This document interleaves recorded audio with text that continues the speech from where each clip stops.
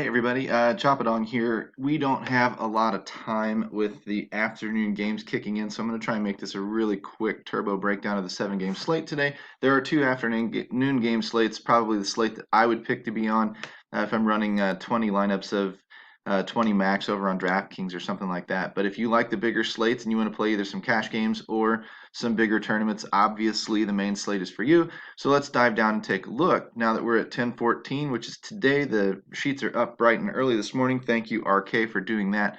Anaheim facing Boston. Anaheim's played quite a few games here recently. They may not be on a back-to-back. They might be on a 3-4, something like that. They're still on the road.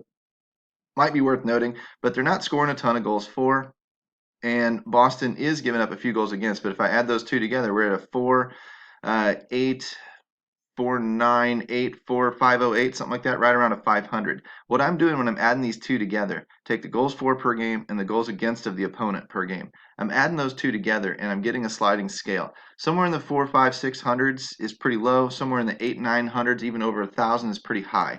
And I'm looking for a high number here for goals for. Obviously, I want a team that's scoring goals. I'm looking for a high number here. I want a team that is allowing a lot of goals against. When I get that good offense, bad defense matchup, it's a double green light, and it's going to yield a high number when I add these two averages together. Conversely, low numbers mean bad offense going up against good defense, and that's low, low, and those are usually matchups we want to avoid. So if I go through and look here and just quickly glance, goals for 3.13, goals against 3. There's a 615. So 615 is better than a 5 whatever this was, or a 600 on the nose, or a 500 on the nose. So what I'm looking at here is the Boston side of this game is probably better. Obviously, minus 185, 3.2. It kind of yields the same thing, but what this is allowing us to do is we're focusing on offenses over 3.4 in ITT, and we're looking at these quick numbers to see just how strong that number is. And what you'll find is some discrepancies in there with the ITT being different than the ranking maybe of how strong that matchup might be. And that is showing us weak spots in the public. That's showing us where Vegas is betting on the public. Vegas is trying to balance all of the public money. And the public sometimes is wrong. They overvalue brand names, they undervalue recency and things like that. So if we can capitalize on a few of those little tricks, then we can get into games that are in a little bit better spot to perform than the public is, and that gets us off the chalk, if that makes sense.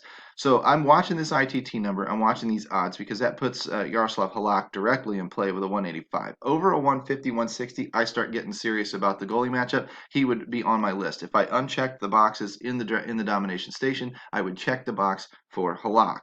Okay. Now I may not remember this. I'm not writing this down as I go, but I may not remember this when I get to the domination station. But I want to at least show you how I might go about setting it up once we get a few things targeted. This game is not great in my opinion, either direction. The 600 for Boston is kind of average, but the 185 does tell me the goalie's in play. I'm not looking at these numbers just yet. I'll show you how I'm going to look at those numbers here in a second. So as the rest of the research station loads, 2.4, 3.5. The Minnesota side might be interesting. Goals for 2.56, goals against 3.67. See how this gives us a boost? We're not scoring a lot of goals here, but we're allowing a lot of goals here. That gives us a 5, 6, 1, 6, 2, 3. So a 623 out of a 2.5 is pretty good. Okay, but it's not great on the slate, so we won't pay too much attention to it. A lot of people might get sucked into this one, and they might do well. Minnesota might do well, but they might not, and don't be surprised if they don't. 2.84 and 2.95 is not very good, so I'm going to scroll down here a little bit more. See if I can't find a couple of really good ones. Florida, 3.22 against, 3.30. Oh, there's a good one, 6.52. So 652, 3.3. Interesting. This 652 is a little higher than the other one was, and their ITT is lower. Even odds, this one's a shootout type of game. You've got even odds, you got same ITT on both sides. If I look here, 2.67 and 3.33 is a 5.95. It's a 600 flat.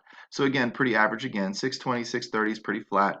Honestly, it looked good at first because I was swayed a little bit by this and by this green number. Green and red is typically good. If you wanted to play Florida, that's fine.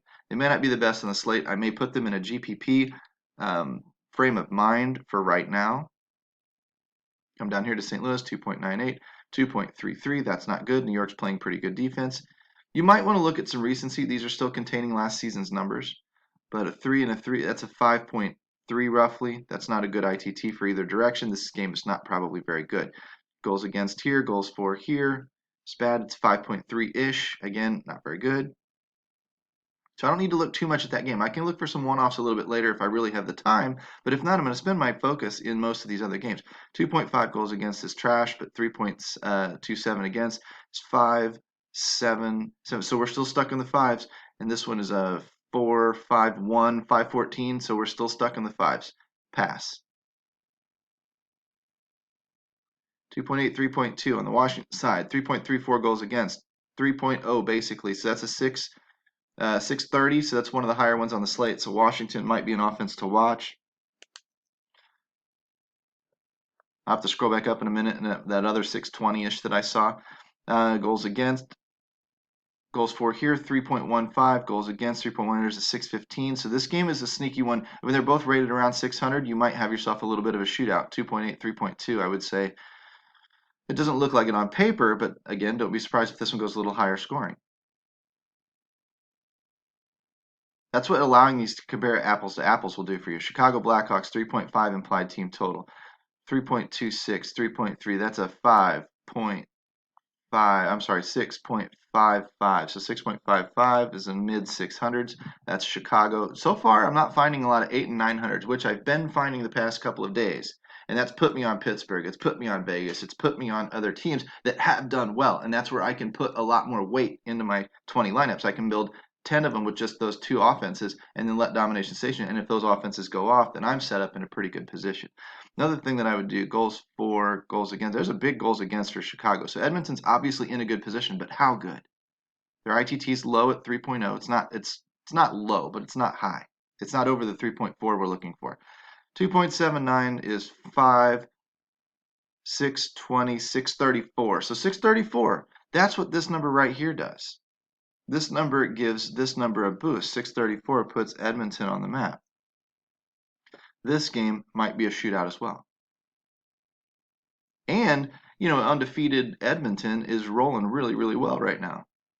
So you might look into that. Okay, so we don't have any really, really, really, really, really strong matchups where a really good offense is facing a really bad defense. But we have a lot of mid 600s. So that puts us there in this game, both sides. Washington kind of skipping this game a little bit. Skipping that game. Florida and New Jersey. This is the other shootout. Florida, New Jersey. At least it is on paper. Okay. 6.5 over under, same ITT, and the ITTs in both directions is not terrible. So I'm going to write those. I've got 5 offenses down now, and I'm missing one. I know I'm missing one that was okay in the beginning. It was Minnesota. 2.56, 3.67, 623. So if I've got a 623 and the highest I could find was a 635, there is just no difference in between those offenses in the terms of their strength of matchup. All it means is that we can key on these offenses together. So if I had these 6 teams, I can use the skaters tab if I want to and go diving in. I would use the skaters tab right now for finding my one-offs. I would use dailyfaceoff.com and their line combinations right now and their last 5 games. Although we're getting 5 games, so actually the research station is coming into play. If I came over here and used the 5-game sample, sorted that by descending, and then cut this out by, say, 15. We got a decent size slate. I want greater than 15 shots on goal and block shots. Remember, shots on goal and block shots is your floor. That's at least your baseline activity. That tells you who shoots the puck more often, who blocks shots more often, and the more volume we throw at the net, typically, the more it translates into goals. Goals are very hard to predict. You don't know if they're going to go in 1 every night for 8 nights. You don't know if they're going to go in 3 in a night for a hat trick and then shut down for 3 weeks. You just don't know. And that's with almost any skater. That's why, and when there's so much weight put towards goals and assists in fantasy scoring, and they're unpredictable events, it's an event-based sport, that is what's telling you that there's a lot of volatility in the sport, and you're going to have to stomach the wins and the losses together. You're going to have to learn to balance yourself out. And the way I'm doing that is by building lots and lots and lots and lots and lots of lineups, trying to cover lots and lots and lots of bases. Now I'm going to narrow down the bases that I'm going to try and cover, by using the method that I'm showing you now, and then I'm going to target those, trust those numbers that they're going to pan out over the long run. I'm not going to take a lot of goofy flyers on large slates. I'm not going to take a lot of goofy flyers on subpar offenses. Because on bigger slates, the ownership gets spread around so much, people are going to want to take Boston. I won't be on Boston. People are going to want to take, Chicago. I'll be on them, but what line will I take? So these are the types of things, and they do work. And you consult your coaches because they come off with some really weird lines sometimes, like New Jersey 3, and it works. So you're going to have to consult your coaches as well. But as a general catch-all, trim the fat off the slate method. This is what I'm doing right now, and it's logical. It makes sense. Shots on goal, block shots is your floor. I'm going to come over here to shooting percentage, and I'm going to cut out some of the fluff. If you ain't shooting the puck very well, I don't necessarily need you. So I'm going to say greater than about 10%. That's a 0.10. And so like Pelix will disappear off this 0. Now I've got decent activity and decent shooting accuracy through 5 games of the season. Granted, these teams have played 5 games. Some of them maybe haven't quite played 5 yet, but that's where I'm at. I can look at the goals and the assists and see what the guy is doing. But more importantly, I can look right here. See, like here, 21 goals or 21 shots on goal and blocked shots, 36% accuracy, James Neal. Hello, duh. Has he got off to a decent start? Yes. You might want to play some James Neal. 25%, Nemeskov. Fine. 23% down here, Mika Rantanen. Fine. It's going to put you on these types of plays. And if you wanted to go into Domination Station and adjust these guys' projections by give them all the love or give them all an adore or something like that, boom, you get more of these guys to pull in as one-offs if they don't make it into your stacks. But how are we going to find the stacks? We're targeting Washington, Chicago, Edmonton, Florida, New Jersey, Minnesota. I'm coming into Daily Faceoff. I could go back into research into the Domination Station, but let's show you another way to do this. Washington Capitals.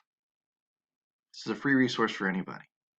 Our tool is going to trim the fat better when it gets a little bit more of a sample size on it. It's really, really close. We're almost to the point in the season where we can start using that tool exclusively. But I'm going to use this because it's a little bit more accurate on the line representation than our auto feed is feeding into us. It's not as quick to adjust. It's not as quick to project what the lines are going to be. And if I'm looking at the stats and I'm looking at the year, just this year, because I don't have last 5 numbers quite yet on everybody. I'm using the whole year. I come over here and I want to see, is line 1 active?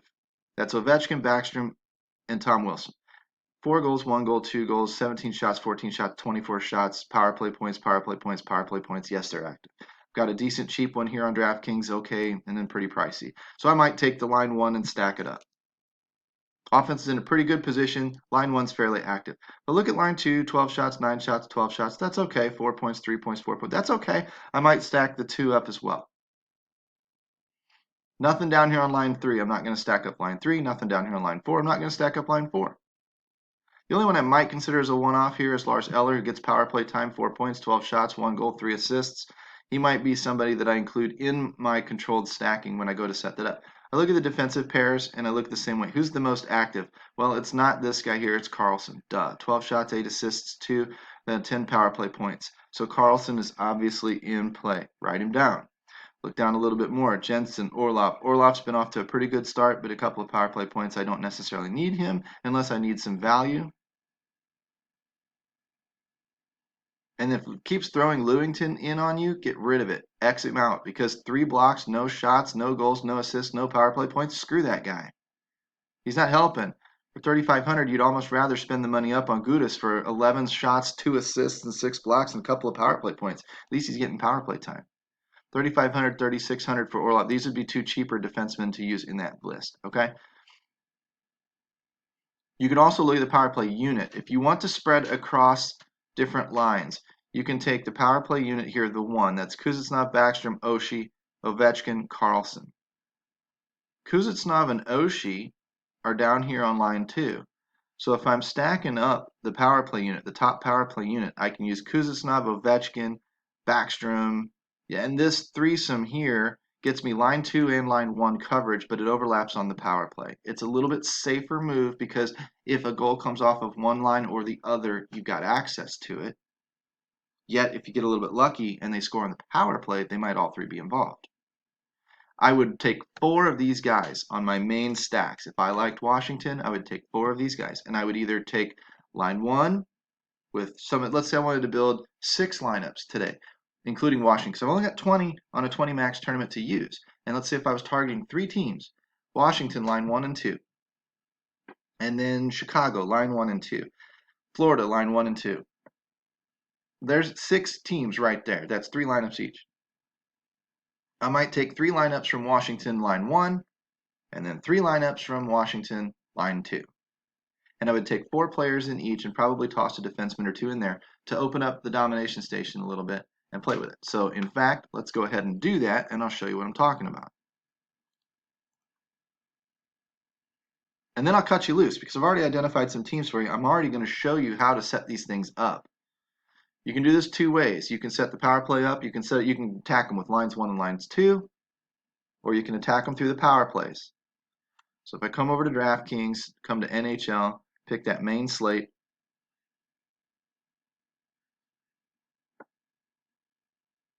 I'm going to open up everybody. If I really wanted to search, and you're the one that's going to have to do the time and the research to set this thing up, but you would come through here and you would scroll through these player names and you would start taking the names that you like. Like, let's see, I like goalie. I said I like Tuukka Rask. I'd uncheck these. Boston goalie was a strong favorite, but I'm targeting Washington, right? So if I'm targeting Washington, I'm going to want Holtby in there because if I've got a 4 stack or a 5 stack of Washington going and the stack goes off well enough for me to score a lot of points and possibly get deep in a GPP, the goalie's going to get the win. And that's 6 points. That's almost an extra goal for you. The goals against suck. Sometimes there aren't very many shots against your goalie. That sucks. But the bottom line is you get the win and you get the 6 points. And for a tournament, I don't see very many winning tournament lineups that don't have the goalie victory in it. And if your stack went off, your goalie probably got the win. But let's go ahead and include a couple of these others. Some of the other bigger favorites, and I'm just being quick right now, just because. And we're going to have to check back later for confirms. Don't get caught with no goalie in your lineup. That's bad move. So I've got 5 goalies here. If I wanted to, I could say no one in more than, say, 50% of my lineups. No goalie in more than 50% of my lineups. If I build 20 lineups, that's going to really force me to take more than 2 goalies anyway. But if I'm going to focus on a Washington stack, I might force him in to 50% of these lineups just to begin with, okay? And that way it's going to lock him into 50%. That's a little bit of an advanced domination station move, but it's going to force the Washington goalie in with the Washington stacks. I'm going to set this up pretty simply. Let's say I want to run, 10 lineups. I'm taking half of my 20 lineups and throwing them on Washington. I'm going to spread out with 3 unique players. I can do 4. I can do more if I want to. Why? Because the more I spread out, the more it's forcing me to cycle in one-offs and keep the stacks the same, or cycle through the stacks. It's giving me more options. Go to tournament mode, 10 lineups, about 10 randomization. I want these numbers coming in as best I can, so I uncheck that box like RK says to do. Then I'm going to come down here and open up, actually I'm going to open up controlled stacking, not non-controlled stacking. Non-controlled stacking has been a little funky lately. And I don't double stack. I want a full-on 4 stack, and I want Washington. And in 50% of them, I want line 1, which is Ovechkin,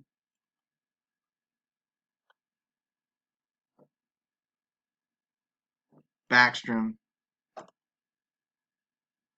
Who is my other friend? Tom Wilson. Just need to double check, make sure he was still up there. Where are you, Tommy? There's Tom Wilson. Okay? Now, those are the forwards. Who was the defenseman? It was Carlson, right?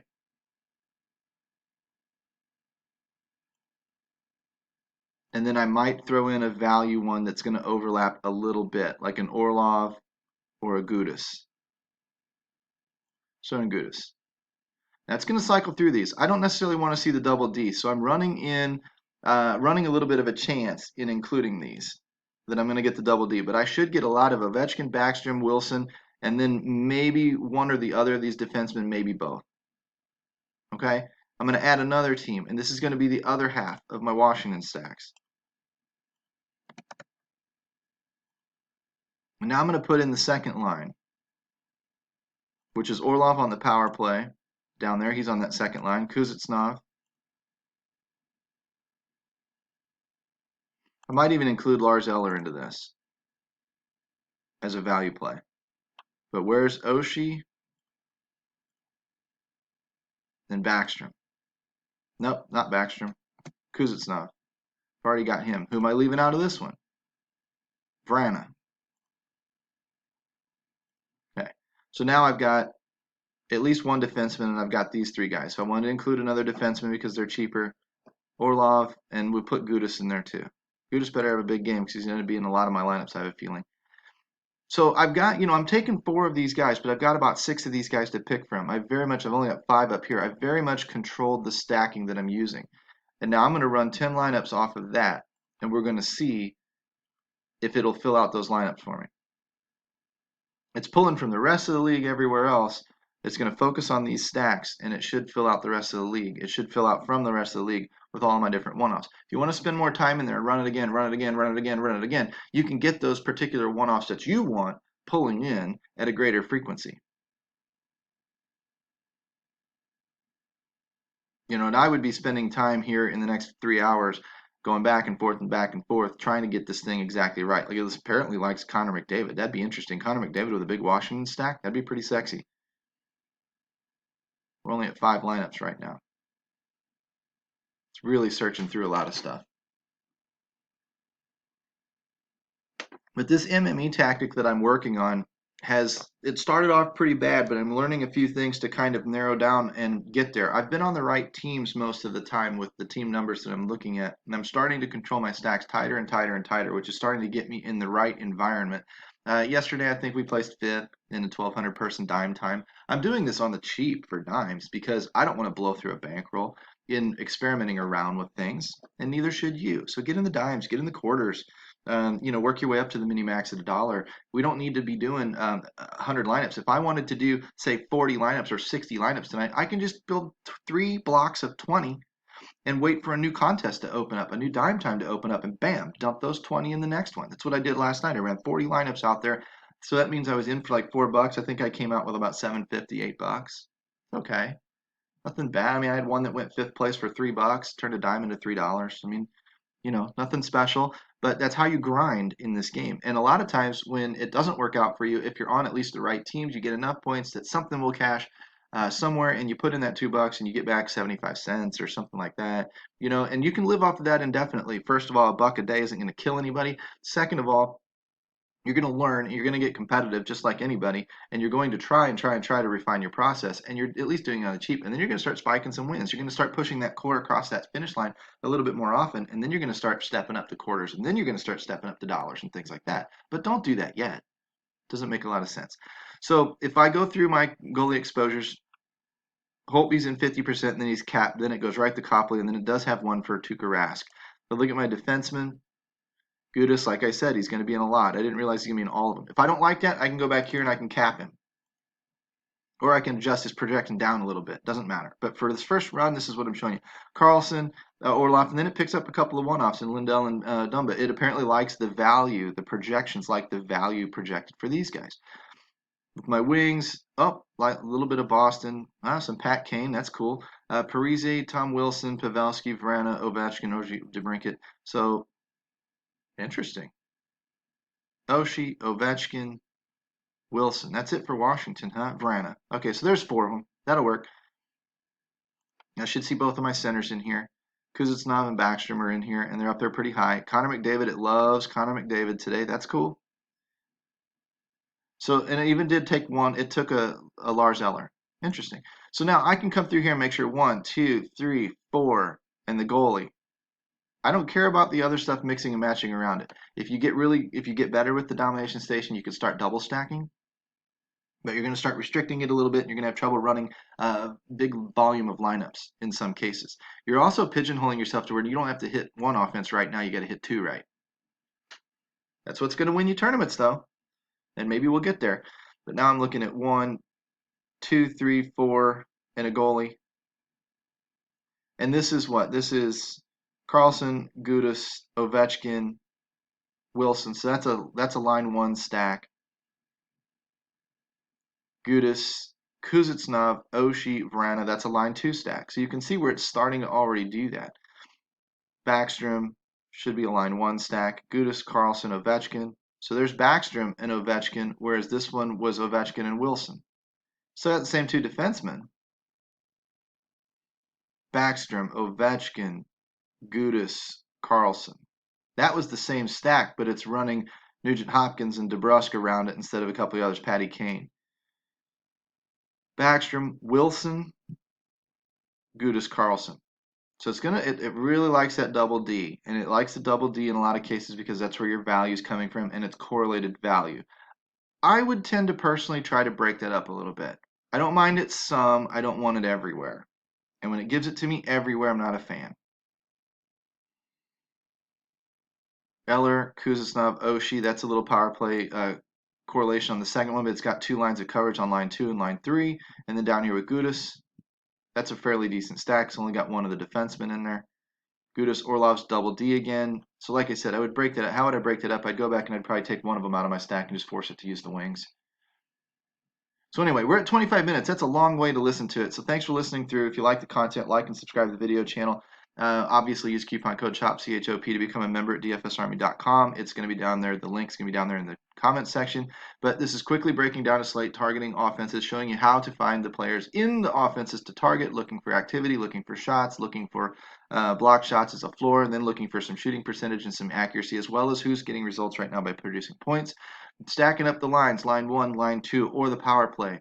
Line 1 and 2 have advantages. Power play has advantages. Stack up the power play, you get some cross-line correlation that will allow you to spread out a little bit wider for maybe even cash games or maybe some hybrids where you're aiming to be a little bit safer in your lineup construction, but when you're stacking up completely line 1 or completely line 2, you're really looking to turn it into some tournament gold. Hopefully you can do that. You can produce, blocks of 5 lineups each, blocks of 10 lineups each, whatever. Start entering these 20 max tournaments. Do this over 6, 7, 8 teams for 150 max, and then throw them in, and you're trying to win the tournament. You're not trying to get, I want every team on Washington so that if Washington does well, every lineup cashes. No, you're trying to spread out. There's a randomness to this sport. You don't know if Washington's going to get browbeat tonight. You don't know if Washington's going to score 7 goals or if Boston's going to score 7 goals. And you want to be having little bits of pieces of these offenses so that you're pushing blocks of lineups through 5 and 6 at a time. And then hopefully you're right in 2 or 3 or 4 places. And that pushes 15 or 20 across the finish line. But at least 1 or 2 of them may be on the right team and is set up to run really, really deep. And that's what unlocks the cash in these MME GPPs. So as we start to figure this stuff out, we'll talk about it a lot more inside DFSArmy.com for our VIPs. Hopefully you consider that. Follow us out on Twitter, of course, as always. And I will check you later. Happy Columbus Day. Happy Thanksgiving up in Canada. We will talk to you guys hopefully relatively soon.